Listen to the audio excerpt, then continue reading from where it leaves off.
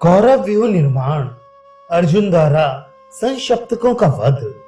संजय कहते हैं, महाराज, तदनंतर कर्ण ने पांडवों का अनुपम व्यूह देखा, जो शत्रु सेना का आक्रमण सहने में सर्वथा समर्थ था।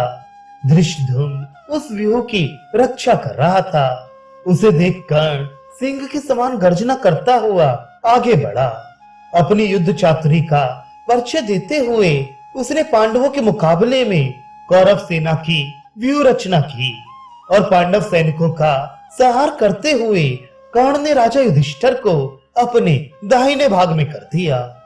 धृतराष्ट्र ने पूछा, संजय, राधा नंदन कर्ण ने पांडवों तथा धृष्टद्युम्न आदि महान धनुर्धरों का सामना करने के लिए कैसा व्यूह बनाया था?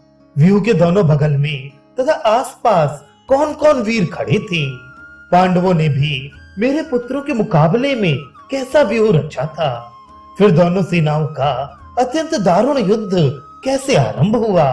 उस समय अर्जुन कहाँ थे जो कर्ण ने युधिष्ठिर पर चढ़ाई कर दी? यदि अर्जुन निकट होते तो युधिष्ठिर के पास कौन फटकने पाता? संजय ने कहा, महाराज, आपकी सेना का व्यूह निर्माण जिस प्रकार हुआ था उसे सुनिए। कृपाचार्य, मगध देश के योद्धा और कृतवर्मा ये व्यूह के दाहिने पार्श्व में मौजूद थे। इनके पक्ष पोषक थे महारथी शुकनी और उनका पुत्र उलूक। ये दोनों चमचमाते भाले लिए हुए गंधार देशी घुड़सवारों तथा पर्वतीय योद्धाओं के साथ आपकी सेना का संरक्षण कर रहे थे। इसी प्रकार संग्राम में कुशल 24,000 संशप्तक व्यूह के वाम पक्ष की रक्षा में खड़े थे। इनके पक्ष पोषक थे काम्भोज, शक और यवन। ये लोग रथ, घोड़े और पैदलों की सेना से युक्त थे। बीच में कर्ण खड़ा था, जो सेना के मुहाने की रक्षा कर रहा था। कर्ण के पुत्र कर्ण की रक्षा में खड़े थे और पीली आंखों वाला दुशासन हाथी पर सवार हो अनेकों सेनाओं से घिरा हुआ व्यूह के पृष्ठभाग में खड़ा था। उसके पीछे था स्वयं राजा दुर्योधन, जिसकी रक्षा के लिए उसके महाबली भाई मद्र और केकई वीरों की सेना लेकर उपस्थित थे। अश्वत्थामा, कौरवों के प्रधान महारथी, मतवाले गजराज और शूरवीर म्लेच्छ ये दुर्योधन की रथ सेना के पीछे चल रहे थे।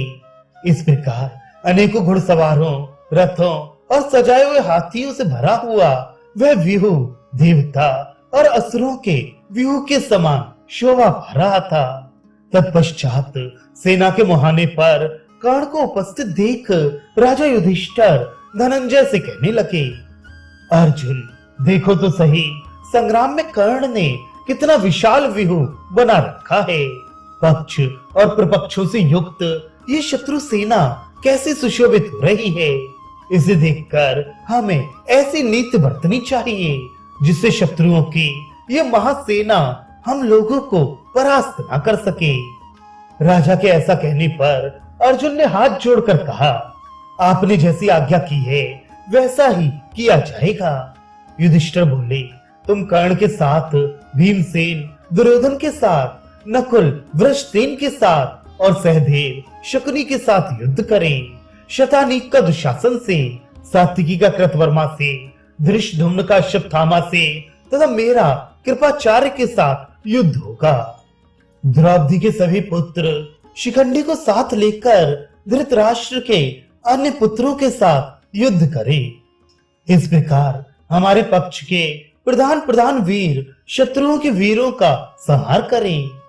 धर्मराज के ऐसा कहने पर धनंजय ने तथा स्तु कहकर उनकी आज्ञा स्वीकार की और सैनिकों को वैसा ही करने का आदेश देकर वे स्वयं सेना के मुहाने पर चले।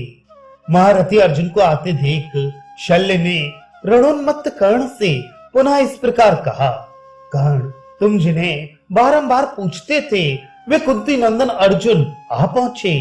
उनके रथ का तुमुल नाद सुनाई दे रहा है।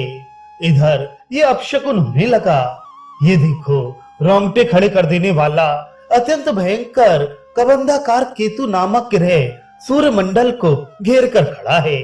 तुम्हारी ध्वजा हिल रही है, घोड़े थर थर कांपते हैं। मुझे तो इन अपशगुनों से ऐसा जान पड़ता है कि आज सैकड़ों और हजारों राजा मरकर रणभूमि में शयन करेंगे, जिसके हाथों में शंख, चक्र, गदा और शांग धनुष शोभा पाते हैं तथा वक्ष स्थल में कौस्तुभ मणि दीप्यमान रहती है। वे भगवान श्री कृष्ण हवा से बातें करने वाले सफेद घोड़ों को हाँकते हुए इधर ही आ रहे हैं। ये देखो, गांडीव धनुष की टंकार होने लगी। अर्जुन के छोड़े हुए तीखे बाण शत्रुओं के प्राण ले रहे हैं। युद्ध में डटे हुए वीर राजाओं के मस्तकों से रणभूमि पटती जा रही है। जरा अपनी सेना की ओर तो दृष्टि डालो, जो अर्जुन के मार से अत्यंत व्याकुल हो रही है। ये पांडव वीर दौड़ दौड़ कर तुम्हारे पक्ष के राजाओं का संहार करते हैं और हाथी, घोड़े, रथी तथा पैदलों के समूह का नाश कर रहे हैं। ये देखो, अब महाबली अर्जुन संशप्तकों की ललकार सुनकर उधर ही बढ़ गए हैं और उन सभी शत्रुओं का संहार कर रहे हैं। महाराज शल्य की ऐसी बातें सुनकर कर्ण ने क्रोध में भरकर कहा, शल्य तुम भी देख लो। संशप्तक वीरों ने क्रोध में भरकर अर्जुन पर चारों ओर से धावा किया है। अब उनका यही खात्मा समझो। वे रण समुद्र में डूब चुके हैं। शल्य ने कहा, अरे जो दोनों भुजाओं से पृथ्वी को उठा ले, क्रोध आने पर संपूर्ण प्रजा को भस्म कर डालने की शक्ति रखता हो और देवताओं को स्वर्ग से नीचे गिरा सके, वही अर्जुन पर विजय पा सकता है। विचारे संशप्तकों में इतनी ताकत कहाँ है? धृतराष्ट्र ने पूछा।